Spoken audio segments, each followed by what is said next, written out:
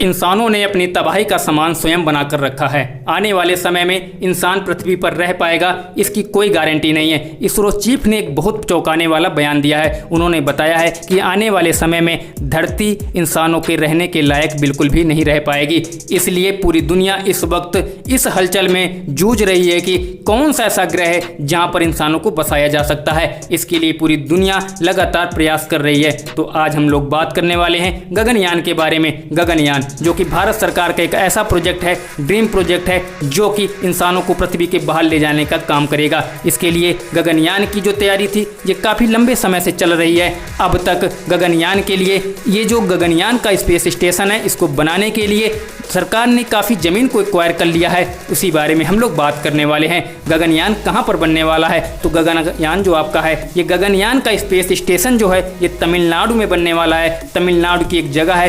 कुलाशेखरपट्टिनम। कुलाशेखरपट्टिनम में इस गगनयान के लिए कुलाशेखरपट्टिनम में स्पेस स्टेशन बनाया जाएगा। वहीं से इसको लॉन्च किया जाएगा और इसके लिए 3 ट्रायल लिए जाएंगे।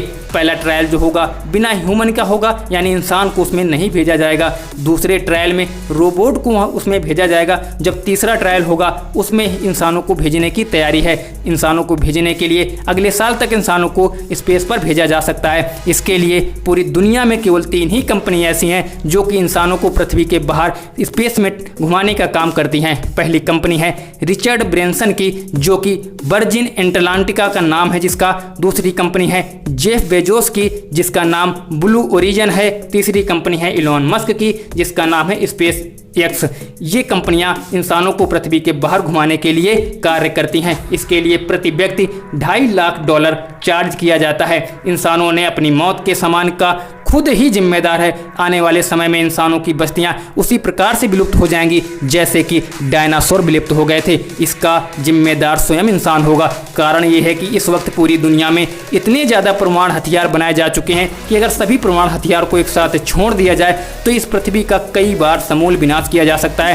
केवल बात करें अमेरिका की, तो अमेरिका के पास ही कितने परमाणु हथियार हैं कि अगर वो चाहे तो पूरी दुनिया को कई बार नष्ट कर सकता है। तो इंसानों को अपनी मौत का सामान जो है वो स्वयं तैयार करके रखा है, किसी और की ज़रूरत नहीं है। इंसानों ने प्रकृति का जिस प्रकार से दोहन किया है उसको देखते हुए आने वाले समय में प्रकृति भी उसी आधार पर इंसानों का दोहन करेगी। इंसानों की जिस रफ्तार से आबादी बढ़ रही है, ये भी पृथ्वी में जो संसाधन है वो इंसानों को पर्याप्त नहीं पड़ने वाले हैं। इसीलिए पूरी दुनिया के वैज्ञानिकों की नज़र इस वक्त ये है कि इस ग्रह के बाहर कौन सा ऐसा ग्रह है जहां पर इंसानों को बसाया जा सके।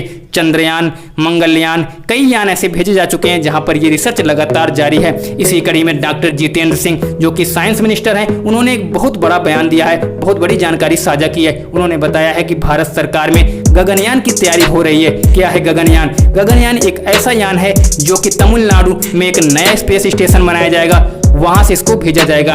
इस यान को भेजने का कारण यह है कि इंसानों को पृथ्वी के बाहर भी ट्रैवल कराया जा सके, यानी हम कह सकते हैं कि ये एक ट्रैवल एजेंसी के तरीके काम करेगा। इसके लिए कुल 3 ट्रायल लिए जाएंगे।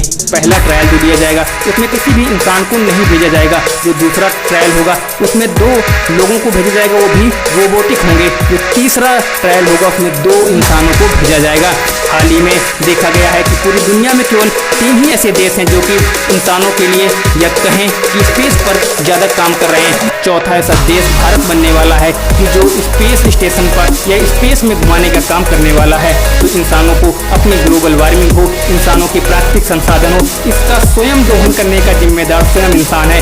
इंसानों को ये चीज़ों को समझना होगा कि आने वाले समय में ये चीज़ें आने वाली पीढ़ियों को हम क्या देकर जाएंगे। अगर हम आने वाली पीढ़ियों को यही दुनिया देकर जाएंगे तो आने वाली पीढ़ियाँ हम लोगों पर क्या कहेंगी, ये इतिहास पढ़कर आप लोग स्वयं जान जाते हैं। तो चलिए दोस्तों, इस वीडियो में यही थी जो जानकारी सामने थी। आने वाले जो वीडियो होंगे उसमें आपको और जानकारी के साथ हम लोग फिर मिलेंगे। तब तक के लिए जय हिंद, वंदे मातरम। चैनल को सब्सक्राइब, लाइक, शेयर न किया हो तो कर दीजिएगा।